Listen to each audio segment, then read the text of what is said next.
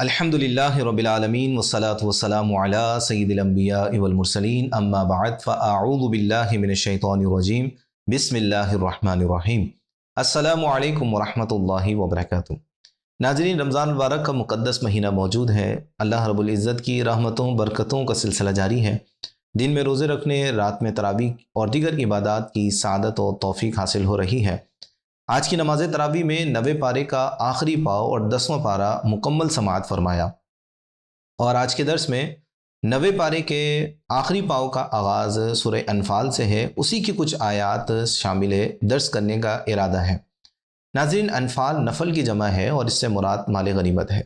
نفل، مال غنیمت کو نفل اس لیے کہا جاتا ہے کہ اللہ رب العزت کا فضل اور احسان ہے۔ کیوں نہ ہو کہ سابقہ امتوں پر مال غنیمت اللہ رب العزت نے حرام فرمایا، جبکہ نبی پاک علیہ الصلاۃ والسلام کے لیے اور آپ کی امت کے لیے مال غنیمت کو حلال فرما دیا۔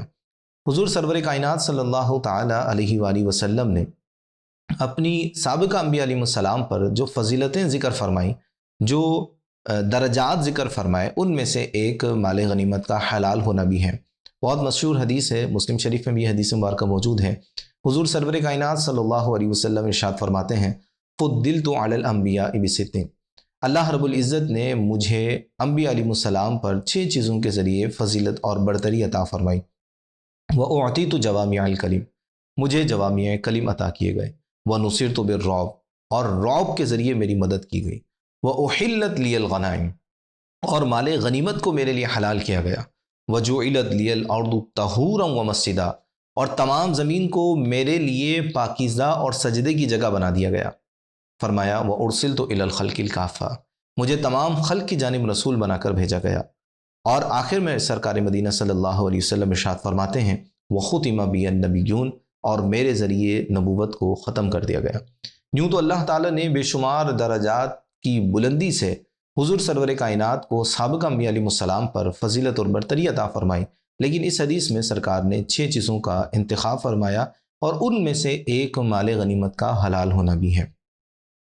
اس صورت کا آغاز اللہ رب العزت فرماتا ہے، یسألونک عن الانفال قل الانفال للہ والرسول، حبیب آپ سے انفال، مال غنیمت کے حوالے سے سوال کرتے ہیں۔ قل الانفال للہ والرسول، آپ فرمائیے کہ مال غنیمت کے مالک اللہ اور اس کے رسول ہیں۔ فاتقوا اللہ، تو اللہ سے ڈرو۔ وَأَصْلِحُوا ذَاتَ بَيْنِكُمْ، اور آپس میں صلح صفائی رکھو۔ وَأَطِيعُوا اللَّهَ وَرَسُولَهُ، اللہ اور اس کے رسول کی اطاعت کرو۔ إِن كُنتُم مُؤْمِنِينَ، اگر تم ایمان والے ہو۔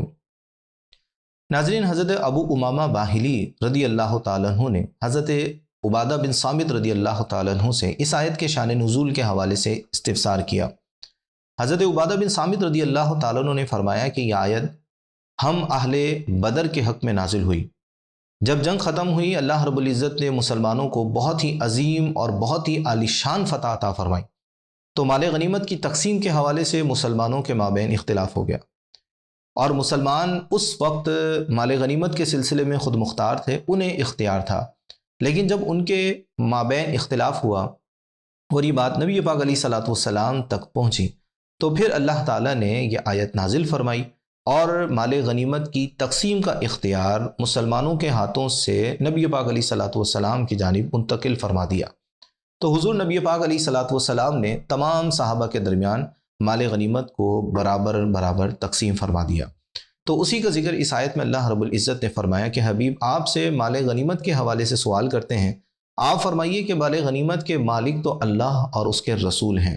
فاتقوا اللہ، تو اللہ رب العزت سے ڈرو۔ وَأَصْلِحُوا ذَاتَ بَيْنِكُمْ، اور آپس میں صلح صفائی رکھو۔ وَأَطِيعُوا اللَّهَ وَالرَّسُولَ، اور اللہ اور اس کے رسول کی اطاعت و فرمانبرداری کرو۔ إِن كُنتُم مُؤْمِنِينَ، اگر تم ایمان والے ہیں۔ تو صحابہ کرام کے درمیان جو اختلاف ہوا، جو آراء کا اختلاف پایا گیا، جب نبی پاک علیہ الصلاۃ والسلام نے برابر برابر فیصلہ فرما دیا، تو تمام نے اپنے سروں کو جھکا دیا، سب نے سر تسلیم خم کر لیا۔ اللہ رب العزت نے اس آیت کا اختتام مومنین پر فرمایا، ان کو تم مومنین، اگر تم مومن ہو۔ تو یہ نبی پاک علیہ الصلاۃ والسلام کے صحابہ کے شرف اور اعزاز کی بھی بات ہے، اور صحابہ کی تعلیم کا بھی معاملہ ہے۔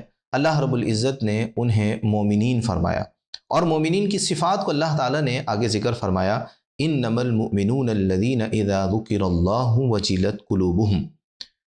مومن وہی ہیں کہ جب اللہ رب العزت کا ذکر کیا جائے تو ان کے دل ڈر جائیں۔ وَإِذَا تُلِيَتْ عَلَيْهِمْ آيَاتُهُ زَادَتْهُمْ ایمانا، اور جب ان کے سامنے اللہ رب العزت کی آیات تلاوت کی جائیں تو ان کے ایمان میں اضافہ ہو جاتا ہے۔ وَعَلَىٰ رَبِّهِمْ يَتَوَكَّلُونَ، اور وہ اپنے رب پر ہی بھروسہ کرتے ہیں۔ اس آیت کریمہ میں اللہ رب العزت نے مومنین کی 3 عظیم صفات کا ذکر فرمایا۔ ان میں سے پہلی صفت کو اللہ رب العزت نے بیان فرمایا کہ جب اللہ رب العزت کو یاد کیا جائے تو ان کے دل ڈر جائیں۔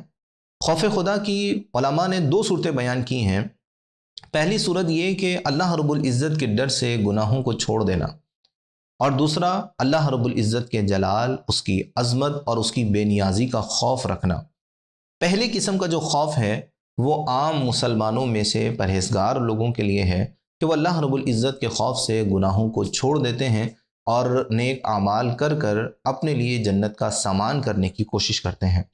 اور دوسری قسم کا خوف انبیاء، مرسلین، اللہ رب العزت کے مقرب ملائکہ اور اللہ تعالیٰ کے محبوب بندوں کو ہوتا ہے کہ وہ اللہ رب العزت سے قریب ہوتے ہیں، تو جو جتنا زیادہ قریب ہوتا ہے اللہ رب العزت کے جلال، اس کی بے نیازی کا، اسے اتنا ہی زیادہ خوف ہوتا ہے۔ ام المؤمنین حضرت عائشہ صدیقہ طیبہ طاہرہ عابدہ زاہدہ مفتیہ عالمہ مفسرہ رضی اللہ تعالیٰ عنہ فرماتی ہیں کہ نبی پاک علیہ الصلوۃ والسلام ارشاد فرماتے ہیں کہ میں تم سب سے زیادہ اللہ رب العزت سے ڈرنے والا ہوں اور تم سب سے زیادہ اللہ رب العزت کی معرفت رکھنے والا ہوں۔ تو حضور نبی پاک علیہ الصلوۃ والسلام چونکہ سب سے زیادہ معرفت خدا رکھتے تھے تو اس لیے اللہ رب العزت سے خوف بھی زیادہ رکھتے تھے۔ ناظرین، آگے اللہ رب العزت نے ارشاد فرمایا وَإِذَا تُلِيَتْ عَلَيْهِمْ آيَاتُهُ زَادَتْهُمْ ایمانا، اور جب مومنین کے سامنے اللہ رب العزت کی آیات تلاوت کی جاتی ہیں تو ان کا ایمان زیادہ ہو جاتا ہے۔ یہاں مقدار میں زیادتی مراد نہیں ہے بلکہ کیفیت میں زیادتی مراد ہے کہ وہ ایمان کی مضبوطی کی صفت سے مزید متصف ہو جاتے ہیں۔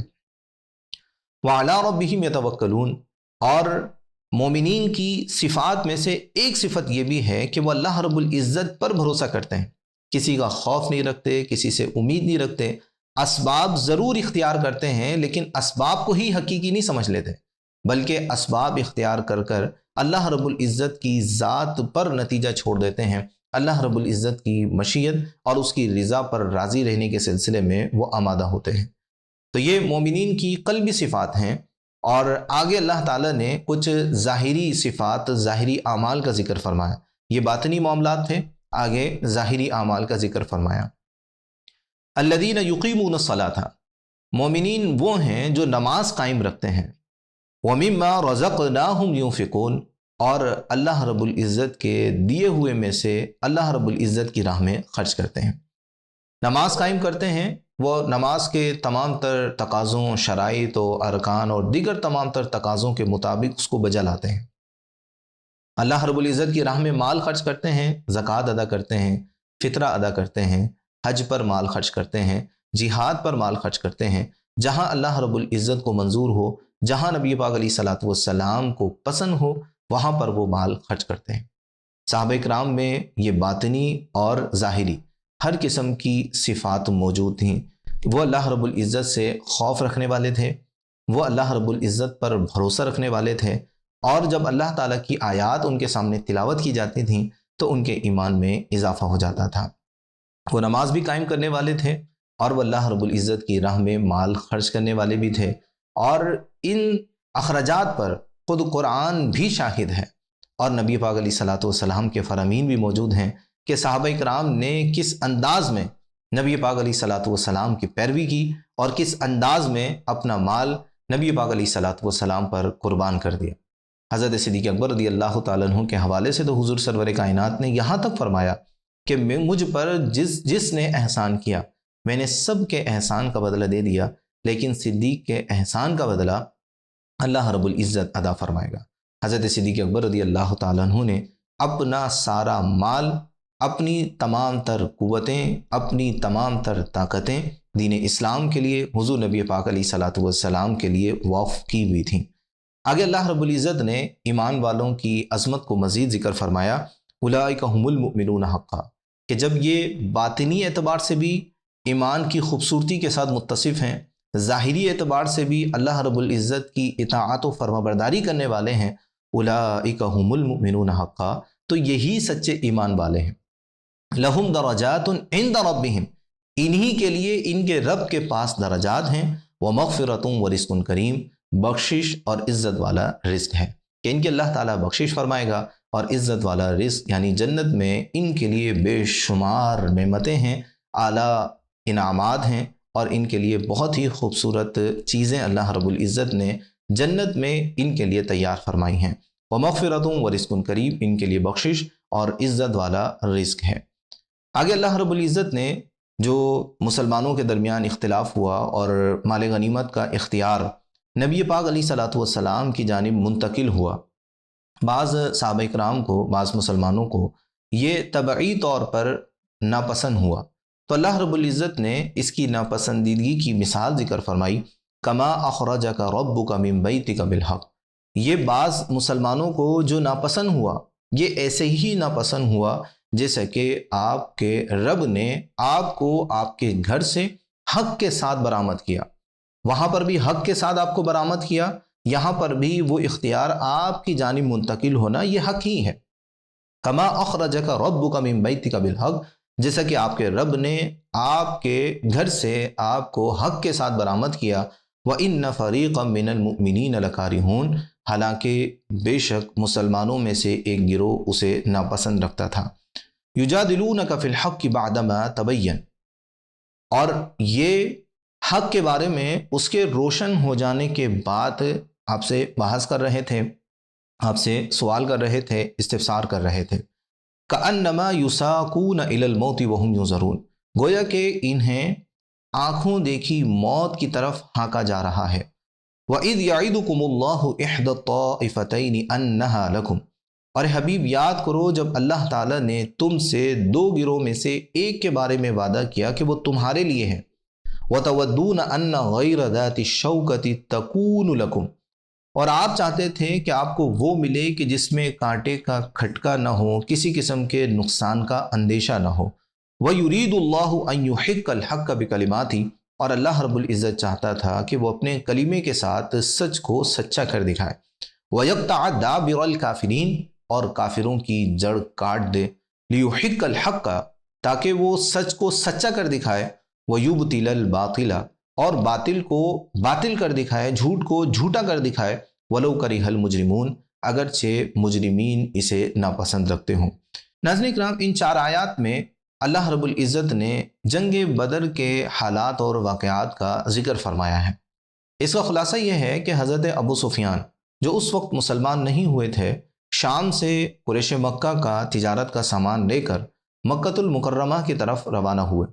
مسلمانوں نے نبی پاک علیہ صلاۃ والسلام کو اس بات کی اطلاع دی تو حضور سرور کائنات صلی اللہ علیہ وسلم جتنے اصحاب موجود تھے جو آ سکتے تھے، وہ نبی پاک علیہ صلاۃ والسلام کے ساتھ اس قافلے کے تعاقب کے لیے روانہ ہوئے۔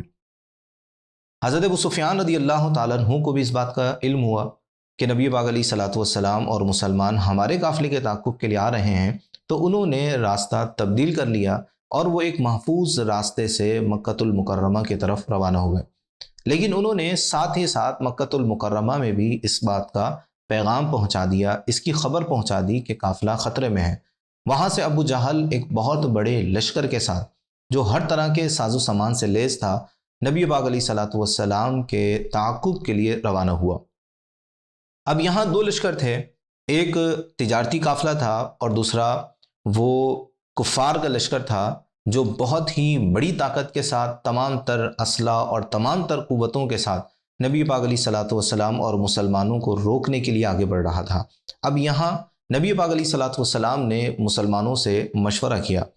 بعض صحابہ کی رائے یہ بنی کہ ہم چونکہ جنگ کے ارادے سے نہیں آئے ہیں، ہم ایک قافلے کے تعاقب کے لیے آئے تھے، تو ہمیں اسی قافلے کے تعاقب میں جانا چاہیے، وہ ہمارے لیے آسان ہدف رہے گا۔ نبی پاک علیہ صلاۃ والسلام کو اللہ رب العزت نے دونوں میں سے ایک پر غلبے کی بشارت عطا فرمائی۔ حضور سرور کائنات صلی اللہ علیہ وسلم کی رائے یہ تھی کہ ہم کفار کے جنگی لشکر کا سامنا کریں۔ اب جب یہ نبی پاک علیہ الصلوۃ والسلام کے سامنے صحابہ کرام کی ایک یہ رائے بھی آئی کہ ہمیں ان کا تعاقب کرنا چاہیے، اور یہ اس وجہ سے تھی کہ وہ یہ سمجھتے تھے کہ کفار، آنے والے کفاروں کی تعداد زیادہ ہے، ان کے پاس ساز و سامان زیادہ ہے، ان کے پاس اسلحہ زیادہ ہے، تو ہم ابھی چونکہ اس ارادے سے نہیں آئے ہیں تو ہمیں وہ کام کرنا چاہیے جو ہمارے لیے آسان ہے۔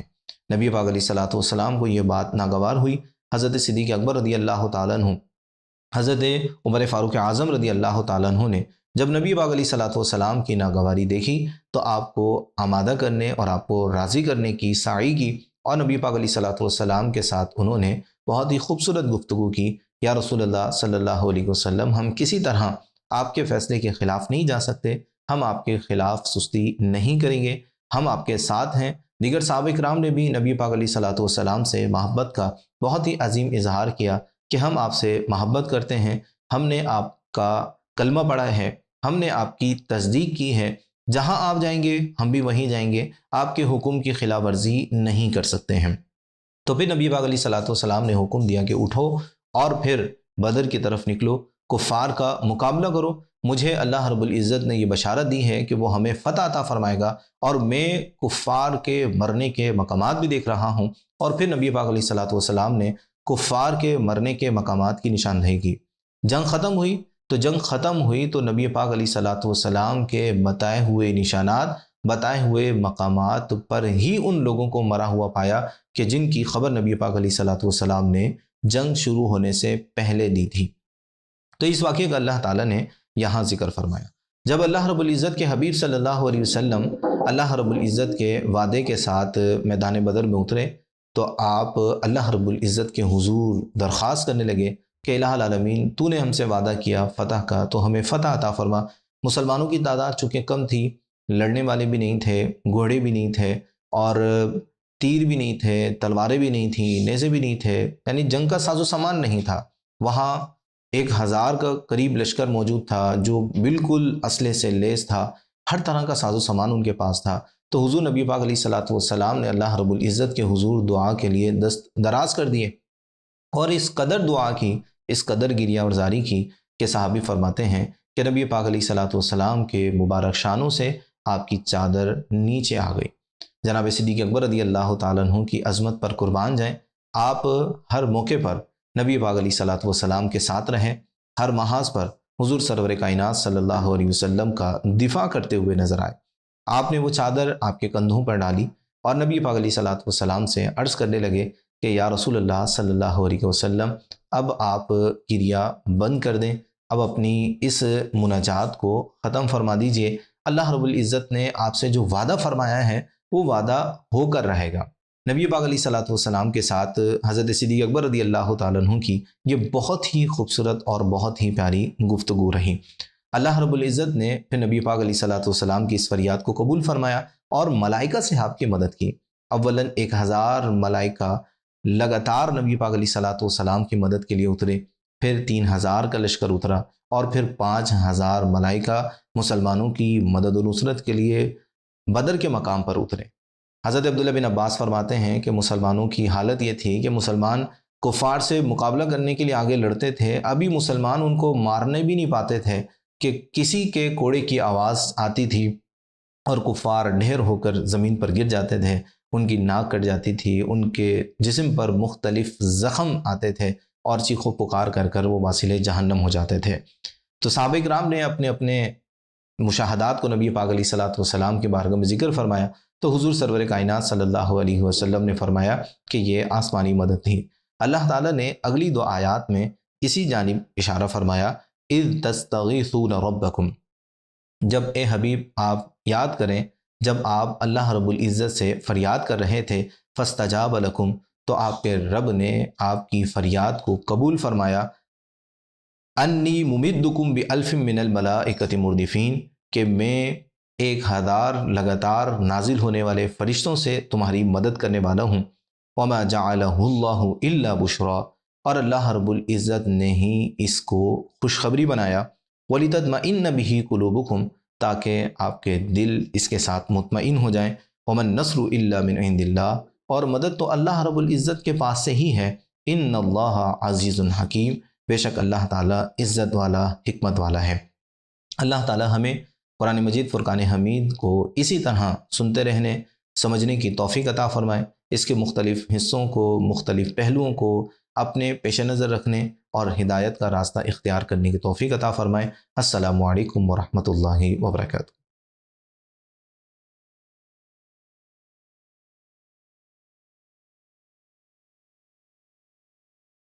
الحمد للہ رب العالمین والصلاة والسلام علی سید الانبیاء والمرسلین، اما بعد فاعوذ باللہ من الشیطان الرجیم، بسم اللہ الرحمن الرحیم۔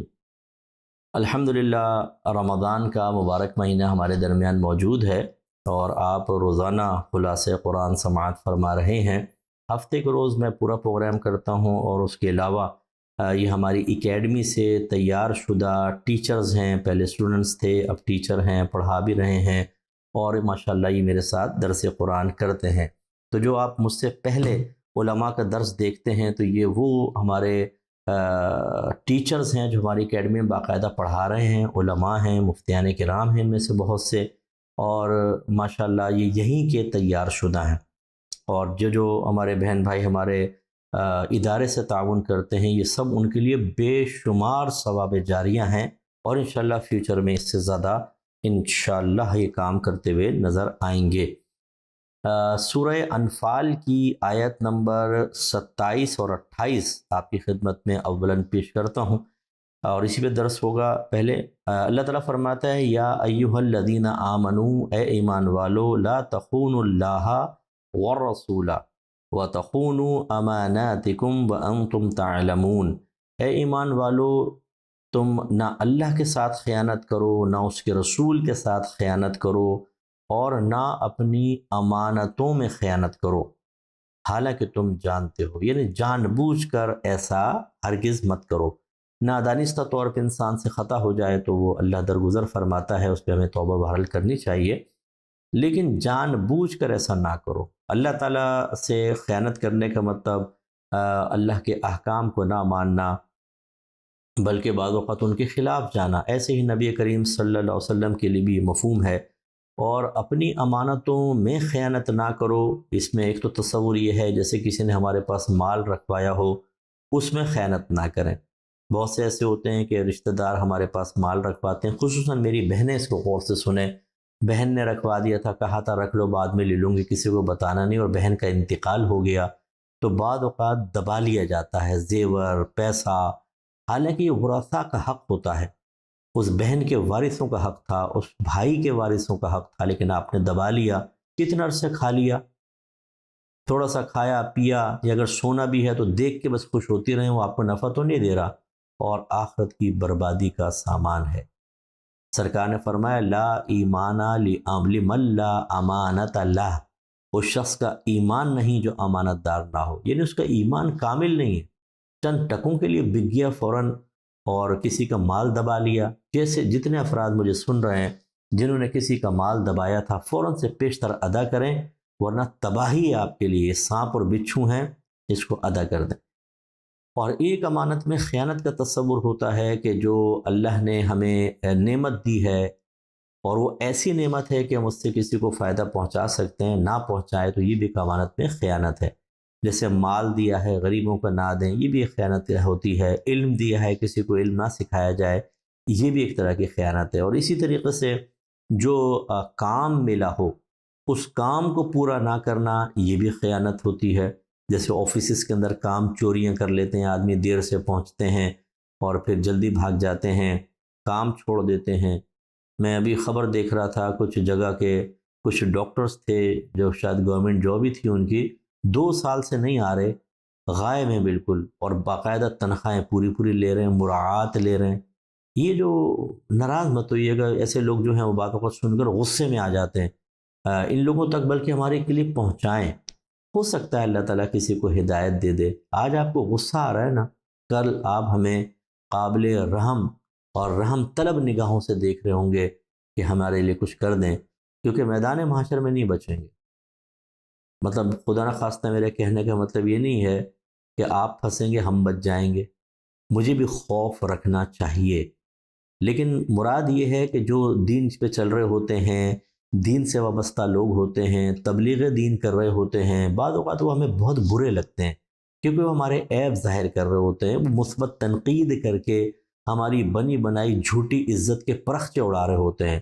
ہم اپنے جو نیچے لوگ ہوتے ہیں ان کے اوپر بڑے خوش ہوتے ہیں اور عزت بنائے ہوئے ہوتے ہیں، گھر والوں کے مابین ایک جھوٹی عزت قائم ہوتی ہے، لیکن جب اس قسم کی باتیں سنتے ہیں اور گھر والوں کی، ہمارے بچوں کی، دوست احباب کی اور ہمارے انڈر کام کرنے والے لوگوں کی سوالیہ نگاہیں ہماری طرف اٹھتی ہے کہ یہ کیا کر رہے تھے آپ، اس وقت یہ نہیں کہ اصلاح کریں، اس وقت یہ نہیں کہ اقرار جرم کریں، اس وقت یہ نہیں کہ توبہ کر کے اچھے کام کریں، نہیں، انہیں گالیاں بک دو، انہیں برا بھلا کہو، کیوں میرا خواہ پردہ چاک کیا، کیوں ایسا بولا، چلیں ٹھیک ہے خاموش کروا دیں سب کو، تو کیا آپ اللہ کے فیصلوں کو بدل دیں گے؟ آپ اچھی موت خود بخود لے لیں گے؟ بتائیں کیا دلیل ہے آپ کے پاس؟ اللہ کو تو نہیں آپ زیر کر سکتے نا، معاذ اللہ ثم معاذ اللہ، چلو میری زبان خاموش کرا دی، اسی کرا دی، پھر کیا ہوگا؟ اور قبر میں جب یہ سارے آپ کو چھوڑ کر واپس آ جائیں گے پھر کیا ہوگا؟ پھر کس کو گالیاں بکیں گے، کس کو برا بھلا کہیں گے؟ اگر اللہ ناراض ہو اور عذاب شروع ہو گیا تو اور پھر میدان محشر میں۔ اس لیے میں عرض کر رہا ہوں کہ جو ہمیں سمجھا رہے ہوتے ہیں، ہو سکتا ہے جب وہ میدان محشر میں ہوں تو ہم رحم طلب نگاہوں سے دیکھیں کہ کچھ ہمارے لیے کریں، تو ہو سکتا ہے وہ جواب میں یہ کہیں کہ یار پہلے نہیں سمجھایا تھا تمہیں، اس ٹائم تو تم غصے ہو گئے تھے، گالیاں بک رہے تھے، برا بھلا کہہ رہے تھے، اس وقت تو تمہیں یہ خوف پیدا ہو گیا تھا کہ آفس میں اگر یہ ریگولر آیا، دیانتداری سے کام کیا تو ہماری خیانتوں کا پردہ چاک ہو جائے گا، تو اس کی لیگ پولنگ کر کے اس کو نکال دو۔ یہ کام چور ایسے ہی ہوتے ہیں، مطلب بیچارے ناراض مت ہو، اگر ہمارے مسلمان بھائی بہن ہیں، اللہ تعالیٰ آپ کو ہدایت دے اور اچھا کام کرنے کی توفیق عطا فرمائے، لیکن ہمارے ہاں ہوتا ہی یہ کہ جو اچھا کام کر رہا ہوتا ہے کہتے ہیں یار یہ مصیبت آ گئی، اب اس کے اچھے کام کی وجہ سے یہ باس کی نگاہوں میں آ جائے گا اور باس سب کچھ چیک کرے گا، اس کو نکال دو تاکہ ہم ایک دوسرے کا پردہ رکھیں، کام چوریوں کا پردہ، خیانتوں کا پردہ، سامان اٹھا کے لے جاتے ہیں اسٹیشنری وغیرہ کا، پین لے گئے، اسکیل لے گئے، دیگر چیزیں لے گئے، اور پھر وہ بجٹ بنا کے پیش کر رہے ہیں جی اتنی چیزیں کم ہو گئی، کہاں چلا گیا کام؟ تم دھیلے بھر کر نہیں کر رہے تو چیزیں کہاں جا رہی ہیں؟ وہ یہ بتا دے گا، اس کو نکالو اور پھر آپس میں مل بانٹ کے کھاؤ۔ کب تک کھا لیں گے ساتھ؟ عنقریب آپ کو مرنا ہے، پھر قبر کے اندر بڑا خطرناک معاملہ ہونے والا ہے، اس لیے امانتوں کو صحیح طریقے سے ادا کریں۔ ایک صحابی نے پوچھا رسول اللہ قیامت کب آئے گی؟ ارشاد فرمایا جب امانتوں کو ضائع کیا جائے گا۔ پوچھا گیا کہ امانتوں کا ضائع کرنا کیسے ہوگا؟ فرمایا جب ذمہ داریاں نااہلوں کے سپرد کی جائیں گی، یعنی وہ جو شخص وہ کام کر نہیں سکتا اس کو دے دیا جائے گا وہ کام۔ اب دنیاوی امور کو تو چلیں چھوڑ ہی دیں، جو چل رہا ہے آج کل پولیٹیکل بیس کے اوپر جابز وغیرہ دے دیتے ہیں، حالانکہ وہ اہل نہیں ہوتے، وہ تو ہے ہی برائی، لیکن دیندار طبقے کے اندر یہ چیزیں، امام اس قابل نہیں ہے کہ وہ امام بنے، نہ اس کو مسائل پتہ ہیں، بعض اوقات نہ اس کو بیان صحیح کرنا آتا ہے، اس کو امام بنا دیا جاتا ہے، خطیب بنا دیا جاتا ہے، لوگ بھگت رہے ہیں بیچارے، کوفت کا شکار ہیں۔ حافظ قرآن کو تراویح پڑھانے کھڑا کر دیتے ہیں، یعلمون تعلمون کے علاوہ کچھ سمجھ میں نہیں آتا، اتنا تیز پڑھتے ہیں لفظ چبا کر جو حرام ہے پڑھنا۔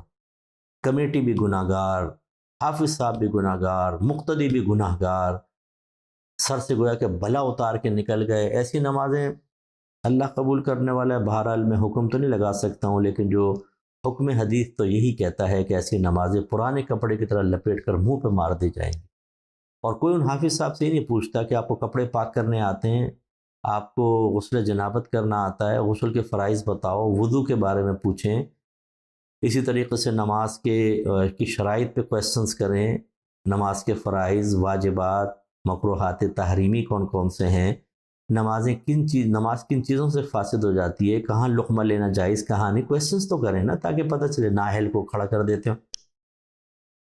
ایسے ہی میں یہ نہیں کہتا ہوں کہ اگر کوئی پیر صاحب ہیں تو اپنی اولاد کو گدی پہ بٹھانا منع ہے، ٹھیک ہے آپ بٹھا سکتے ہیں بالکل، لیکن اہل تو ہو۔ بعض بچے ایسے ہوتے ہیں جو اہل ہی نہیں، نہ بولنا آتا ہے، نہ ان کی تربیت، نہ علم دین سیکھا، بلکہ متکبر، غرور سے بھرے ہوئے اور جہالت سے بھرے ہوئے، اور وہ بیٹھ کر بس وہ جیسے نوکر اور غلام مل گئے ہیں، پوری فوج والد صاحب نے جمع کر کے دے دی، وہ ان سے فائدہ تو حاصل کرتے ہیں لیکن ان کو کوئی فیض جاری نہیں کرتے ہیں۔ اب اس میں ناراض ہو جاتے ہیں بہت سارے لوگ کہ کیوں مفتی صاحب آپ ایسی بات کہتے ہیں، یعنی ہم آپ کا پردہ کر کے رکھیں، آپ بیڑا غرق کرتے رہیں لوگوں کا، ان کو نہ دین سکھائیں، نہ خوف خدا پیدا کریں، نہ گناہوں کی معرفت ان کو دیں، اور کسی اور آستانے پہ جانے نہ دیں کہ یہ خیانت ہے، غداری ہے، وفاداری کے خلاف ہے، ہمارے پاس رہو، تو بھائی دیجیے نا آپ۔ ایسے نااہل کو بٹا کے وہ پیر صاحب چلے گئے۔ اگر میرا سن رہے ہیں، آپ مجھے 10 گالیاں دے لیں، میں کوئی پرواہ نہیں کرتا ہوں، نہ مجھے آپ سے مفادات لینے ہیں۔ اللہ کا میں شکر ادا کرتا ہوں کہ اللہ تعالیٰ نے مجھے خودداری دی ہے، بے نیازی دی ہے، اور کسی کا محتاج نہیں رکھا۔ اللہ مجھے ایسا ہی رکھے۔ تو مطلب یہ کہ جو پیر صاحبان ہیں جنہوں نے اس طرح کے نامعقول بچوں کو بٹھا کر اور اپنے مریدین کا بیڑا غرق کیا ہے، یہ جواب دہ ہوں گے میدان محشر میں۔ اگر آپ کہتے ہیں کہ نہیں ہوں گے، آئیے پھر ڈیبیٹ کرتے ہیں، یا چلیں چھوڑ دیجئے، میں تو ایک طالب علم ہوں، آپ اس پہ دلائل قائم کر دیں کہ ایک نااہل کو منصب پہ بٹھانا صحیح ہے چونکہ وہ ہمارا بیٹا ہے۔ ایسا نہیں، اگر بٹھانا چاہتے ہیں ضرور بٹھائیے، لیکن پہلے بچے کی اچھی تربیت کریں، اس کو دین سکھائیں، تربیت کا انداز سکھائیں، اپنا احتساب کرنا سکھائیں، خوف خدا اس کے دل میں کیسے پیدا کرنا چاہیے، احوال قلب پر وہ بالکل گہری نظر رکھنے والا ہو، اس کو آخرت کا شدید قسم کا خوف ہو کہ اللہ تعالیٰ مجھے آخرت میں پکڑ سکتا ہے، میری بھی گرفت ہو سکتی ہے۔ یہاں پہ گدی پہ بیٹھتے ہیں، سمجھتے ہیں ہماری گرفت نہیں ہوگی، سارے جہنم میں جا سکتے ہیں ہم نہیں۔ جس طرح جو مزار کے مجاور بن جاتے ہیں مزارات کے، وہ سمجھتے ہیں کہ یہ صاحب قبر ہمیں بخشوا لیں گے، حالانکہ وہ بعض اوقات نماز بھی نہیں پڑھ رہے ہوتے۔ ایسے ایسے لوگ میں نے دیکھے ہیں نماز بھی نہیں پڑھ رہے ہوتے، آنکھوں میں ہرس بھری ہوئی ہے پیسے کی، عورتوں کو دیکھتے ہیں، غلط حرکتوں میں ہوتے ہیں۔ ہر ایک ایسا نہیں ہے، معاذ اللہ ایسا نہیں۔ جب ہم اس طرح کو کہتے ہیں تو 100% کے بارے میں تو نہیں کہہ رہے نا، ہر شعبہ ہائے زندگی کے اندر کچھ لوگ ایسے ہوتے ہیں جو کالی بھیڑیں کہلاتی ہیں، اور وہ ایک مچھلی سارے تالاب کو گندا کرتی ہے، اس قسم کے لوگ ہوتے ہیں، ہم ان کی بات کر رہے ہیں۔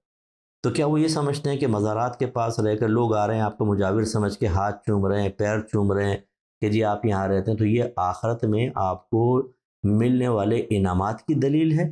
بتائیے ذرا پھر۔ صحابہ کرام نے تو ایسا نہیں کیا، انہوں نے تو ایسا نہیں کیا کہ انہوں نے غفلت اختیار کر لی ہو، حالانکہ وہ تو سب سے زیادہ نبی کریم کے قریب رہے تھے۔ انہوں نے سرکار کے ساتھ جہاد کیا، آپ کے پیچھے نمازیں پڑھیں، آپ کے چہرے انور کو دیکھتے رہے۔ نبی کریم نے فرمایا جو اپنے ماں باپ میں سے کسی ایک کو محبت کی نگاہ سے دیکھے تو اللہ تعالیٰ اس کو ایک مقبول حج کا ثواب عطا فرماتا ہے۔ کسی نے پوچھا رسول اللہ اگر دن میں 100 مرتبہ دیکھے تو فرمایا اللہ کی رحمت بہت بڑی ہے۔ تو جب ماں باپ جو بیچارے بعض اوقات گناہ گار بھی ہوتے ہیں، لیکن بحیثیت ماں باپ جو اللہ نے ان کو منصب دیا، ہم ان کو پیار کی نگاہوں سے دیکھیں تو مقبول حج کا ثواب، تو نبی کو دیکھے تو۔ لیکن کیا آپ بتا سکتے ہیں جو یہ مزارات پہ حرکتیں کر رہے ہوتے ہیں یا آستانوں کے اندر حرکتیں کر رہے ہوتے ہیں، ایسا صحابہ نے کیا تھا اس زوم میں کہ جی ہم سرکار کے صحابی ہیں؟ اہل بیت اطہار کی کوئی مثال مجھے بتائیں جو آل بیت اطہار سے محبت کے دعوے کرتے ہیں بعض اوقات، اور ہونی بھی چاہیے، بالکل ہمارے ایمان کا حصہ ہے، لیکن ان کے نقش قدم پہ چلنے کے لیے تیار نہیں۔ حضرت علی نے کیا کیا تھا، بی بی فاطمہ نے کیا کیا، حسنین کریمین نے کیا کیا، ان کا طرز اپنا رہا ہے کوئی؟ یہ خالی ان کے نام کے ہم کھاتے رہیں بس چیزیں؟ اس پر ہمیں توجہ کرنے کی بہت زیادہ ضرورت ہے۔ تو سرکار نے فرمایا کہ اس وقت قیامت قائم ہوگی جب امانتیں ضائع ہوں گی، اور اس کی ایک صورت یہ بتائی کہ جب مناصب نااہلوں کے سپرد کر دیے جائیں گے۔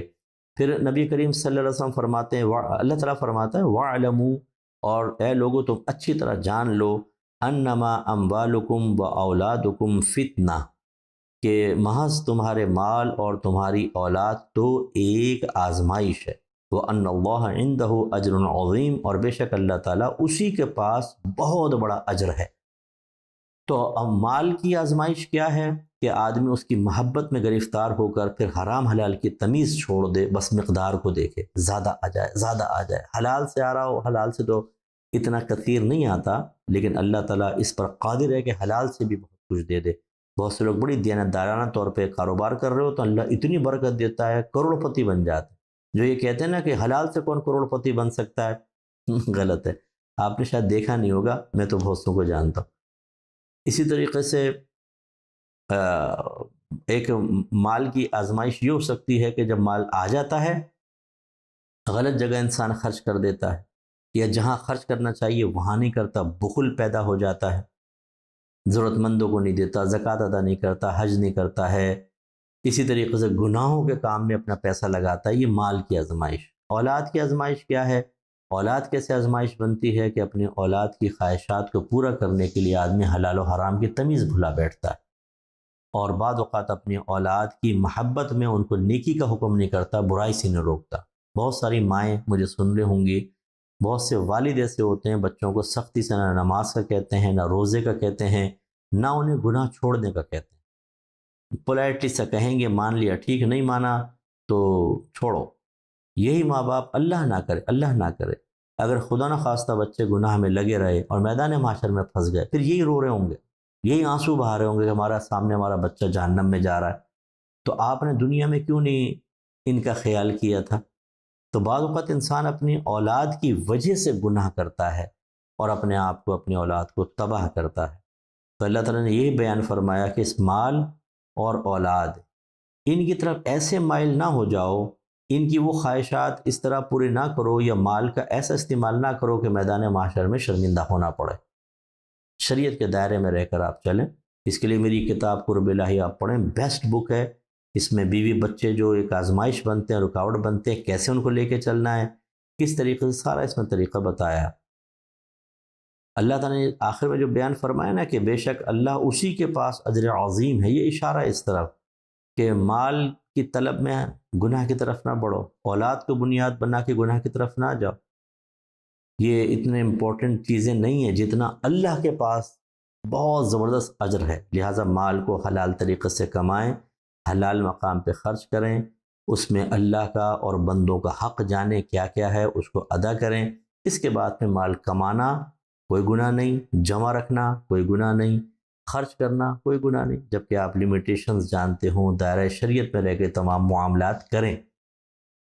اسی طرح اولاد کی کثرت اچھی چیز ہے، بس اولاد کو کس طرح علم سکھانا ہے، کیسے نیکی کا حکم کرنا ہے، کیسے برائی سے روکنا ہے، اس کا ہمیں خیال کرنا ہوگا، تو انشاءاللہ پھر بڑی برکت ہی برکت ہوتی ہے۔ پھر اس کے بعد اللہ تبارک و تعالی ارشاد فرماتا ہے آیت نمبر 26 میں، وَأَطِيعُوا اللَّهَ وَرَسُولَهُ وَلَا أَطِيعُوا اللَّهَ وَرَسُولَهُ وَلَا تَنَازَعُوا فَتَفْشَلُوا وَتَذْهَبَ رِيحُكُمْ وَاصْبِرُوا إِنَّ اللَّهَ مَعَ الصَّابِرِينَ۔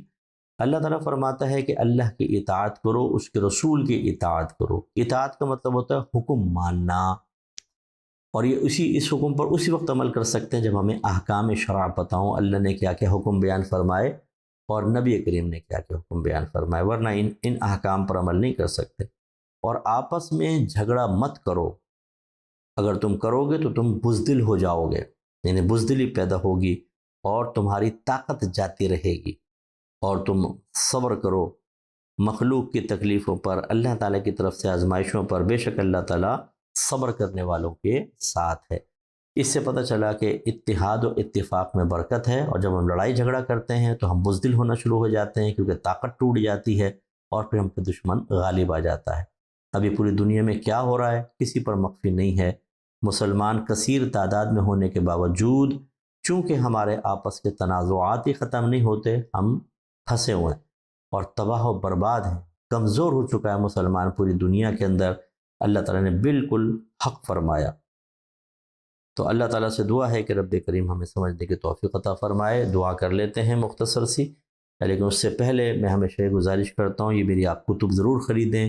قرب الہی انڈیا میں بھی چھپ چکی ہے، اردو میں تو چھپ چکی ہے، عربک میں اور انگلش کے اندر اس کے ٹرانسلیشن ہو رہی ہے، ہندی میں تقریباً کمپلیٹ ہو چکی ہے، وہ بھی عنقریب چھپے گی۔ اس کے علاوہ طہارت کے مسائل و احکام ہیں، طہارت کے موضوع پر بیسٹ بک ہے، عام فہم ہے، یہ بھی انشاءاللہ انڈیا میں چھپ رہی ہے، اور اس میں جہاں جہاں مشکل الفاظ تھے ہم نے بیچ میں بریکٹس میں اس کا انگلش میں آلٹرنیٹ ذکر کر دیا ہے، ورڈز لکھے ہیں تاکہ ینگ جنریشن کو خاص طور پر جو ثقیل قسم کی یا ٹیکنیکل اردو ہوتی ہے اس کو سمجھنے میں آسانی رہے گی۔ بہت اچھی کتاب ہے، اس کی بھی ٹرانسلیشن انگلش میں ہو چکی ہے، تقریباً فائنل چل رہی ہے، اور اس کے انشاءاللہ انڈیا میں ہندی میں بھی ہوگی۔ اس کے علاوہ ہماری درسی کتب بھی اب ہندوستان میں چھپ رہی ہیں، اور انشاءاللہ رمضان کے اندر آ جائیں گی۔ جو دینی مدارس سے تعلق رکھنے والے ہمارے محترم اساتذہ ہیں اور ہمارے پیارے پیارے طالب علم ہیں، اگر ہو سکے تو ان کتب کو آپ لیجئے، انشاءاللہ آپ کو بہت نفع دیں گی۔ اللہ تعالیٰ ہمیں الفرقان اسکالرز اکیڈمی سے وابستگی بھی عطا فرمائے۔ اگر کوئی بھائی بہن کسی بھی قسم کا دینی کورس کرنا چاہتے ہیں، انشاءاللہ عید کے بعد میرا ارادہ ہے کہ ہم ایک آن لائن اسکالر کورس بھی سٹارٹ کریں گے انشاءاللہ، اور اس کے علاوہ شارٹ کورسز جیسے طہارت کا ہے، عبادت کورس ہے، تجارت کورس ہے، اسی طرح جدید مسائل کا کورس ہے، تفسیر قرآن ہے، شرح حدیث کا کورس، وراثت کے کورس اور عقائد کے کورس، الگ الگ کورسز اگر کرنا چاہیں۔ اس کے علاوہ فرض علوم کورس ہوتا ہے، انفرادی طور پر بھی آپ پڑھ سکتے ہیں اور گروپ کی شکل میں بھی پڑھ سکتے ہیں۔ اور الحمدللہ میں بارہا آپ کو یہ عرض کر رہا ہوں، انشاءاللہ عید کے بعد ہماری کچھ ڈرائنگز باقی ہیں، وہ جیسی کمپلیٹ ہوں گی تو تعمیرات کا سلسلہ اسٹارٹ ہو جائے گا۔ NOC مل چکی ہے، جو ایک بڑا نقشہ ہوتا ہے جس کو پاس کروایا جاتا ہے، وہ بن چکا ہے۔ اب تھوڑی اندر کی ڈرائنگز ہوتی ہیں وہ بس تھوڑی رہ گئی ہیں اور وہ ہو رہی ہیں انشاءاللہ ساتھ ساتھ۔ جیسے ہی رمضان کے بعد یہ چیزیں ہماری کمپلیٹ ہوتی ہیں، ہماری تعمیرات کا آغاز ہوگا اور یہ اچھی اکیڈمی بنے گی اور آپ کے لیے بہت بڑا ثواب جاریہ ہو سکتا ہے اگر آپ اس میں مالی تعاون فرمائیں۔ دعا کر لیجئے۔ بسم اللہ الرحمن الرحیم، الحمدللہ رب العالمین والصلاة والسلام علی سید الانبیاء والمرسلین، یا ارحم الراحمین یا ارحم الراحمین یا ارحم الراحمین۔ اے مالک مولا، تیرا بہت لاکھ لاکھ شکر ہے کہ تو نے ہمیں مسلمان بنایا، اپنے حبیب کریم صلی اللہ علیہ وسلم کی امت میں پیدا فرمایا، نبی کریم سے، صحابہ کرام سے، اہل بیت اطہار سے، اولیاء عظام سے محبت کرنے والا، ان کا ادب کرنے والا بنایا۔ اے اللہ تیرا شکر ہے تو نے ہمیں آزاد ملک عطا فرمایا، تیرا لاکھ لاکھ شکر ہے کہ تو نے ہمیں قرآن عطا فرمایا، اپنی معرفت عطا فرمائی، ہمیں رمضان کا مبارک مہینہ دیا اور اس میں عبادات کرنے کی توفیق عطا فرمائی۔ اے مالک مولا، ہمیں اپنے شکر گزار بندوں میں شامل فرما لے، ہم سے راضی ہو جا، ایسا راضی ہو جا کہ پھر کبھی بھی ناراض مت ہونا۔ اے اللہ ہمیں گناہوں سے شدید نفرت عطا فرما، نیکیوں سے پیار عطا فرما دے، ہم سب کے لیے گناہ کرنا بے حد مشکل بنا دے، نیک عمل کرنا بے حد آسان فرما دے۔ اے مالک مولا، ہمیں موت سے پہلے پہلے اپنی قبور کو جنت کے باغوں میں سے ایک باغ بنانے والے اعمال اختیار کرنے کی توفیق عطا فرما، اپنی قبور کو جہنم کے گڑھوں میں سے گڑھا بنانے والے اعمال چھوڑ دینے کی توفیق عطا فرما۔ اے اللہ ہم سب کو صاحب تقوی بنا دے۔ ہماری جتنی بہنیں ہم اس وقت ہاتھ اٹھا کر دعا کر رہی ہیں، انہیں بھی اور جو ان کے گھر میں خواتین ہیں، اللہ تعالیٰ سب کو مزید شرم، مزید حیا عطا فرما، دین پر استقامت عطا فرما۔ جو مرد حضرات ہمیں اس وقت دعا میں شریک ہیں اور ہمارا درس قرآن سن رہے ہیں، اللہ تعالیٰ ہم مردوں کو بھی ہر قسم کے گناہ سے بچنے کی طاقت و ہمت عطا فرما۔ اے اللہ تعالیٰ جتنے ہم میں بے روزگار ہیں سب کو روزگار عطا فرما، ہر بیمار کو شفائے کاملہ عطا فرما دے۔ جو بیماروں کی تیمارداری پر مقرر ہیں، ہمت اور حوصلے صبر کے ساتھ خدمت کرنے کی توفیق عطا فرما۔ جو بے اولاد ہیں ان کو نیک اور صالح اولادیں عطا فرما، جو صاحب اولاد ہیں ان کی اولادوں کو نیک، پرہیزگار، متقی، اپنے والدین کے لیے بہت بڑا ثواب جاریہ اور ان کی آنکھوں کی ٹھنڈک بنا کر رکھ۔ جن گھروں میں جوان بہنیں بیٹیاں موجود ہیں، اللہ ان کے اچھے رشتے دلوا دے۔ جن بھائی بہنوں پہ قرضے ہیں ان کے قرضے دور فرما دے۔ اے اللہ تعالیٰ جو بیجا مقدمات میں گرفتار ہیں انہیں نجات عطا فرما، جو جیلوں میں بے قصور بند ہیں ان کی رہائی کی سبیل بنا دے۔ اے پاک پروردگار ہمارے ملک پاکستان کو استحکام عطا فرما۔ اے پاک پروردگار ہمیں اپنے ملک کی ترقی کے لیے اپنا کردار ادا کرنے کی توفیق عطا فرما، اس کو ہر قسم کی اندرونی بیرونی سازشوں سے محفوظ فرما۔ خصوصی دعا فرمائی ہمارے ان بھائیوں کے لیے، ان بچوں کے لیے جو سرحدوں کی حفاظت کر رہے ہیں، ہمارے فوجی بھائی، اور جو اس راہ میں شہید ہو گئے، اللہ تعالیٰ ان کے لواحقین کو صبر جمیل عطا فرما، ان بچوں کو جنت الفردوس میں اعلیٰ مقام عطا فرما۔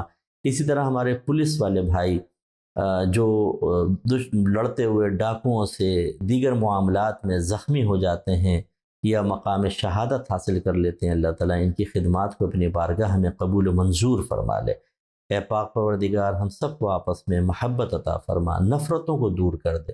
یہ نفرتیں ہمیں کمزور کر دیں گی، مالک مولا ہمیں مضبوط بن کر مضبوط پاکستان کی بنیاد رکھنے کی توفیق عطا فرما۔ اے مالک مولا جتنے میرے بھائی بہن درس میں شریک ہیں اے اللہ تعالیٰ ہم سب کو اپنے دین اسلام کی اہمیت کو سمجھنے کی توفیق عطا فرما، اپنی صلاحیتوں سے اپنے دین اسلام کی کوئی نہ کوئی خدمت کرنے اور اس کی ترقی کا سامان کرنے کی توفیق عطا فرما۔ اے اللہ تعالیٰ ہماری الفرقان اسکالرز اکیڈمی سے خاص طور پر جو تعاون کرتے ہیں مالک و مولا، ان سب کی بخشش فرما دے، ان کی تمام فکریں، پریشانیاں، مصیبتیں، آفتیں، ذہنی ٹینشنز دور فرما۔ اے اللہ تعالیٰ سب کو پیار و محبت عطا فرما، آپس میں الفت، اتحاد، اتفاق عطا فرما، ہر قسم کے نا اتفاقیوں جھگڑوں کو ختم فرما دے۔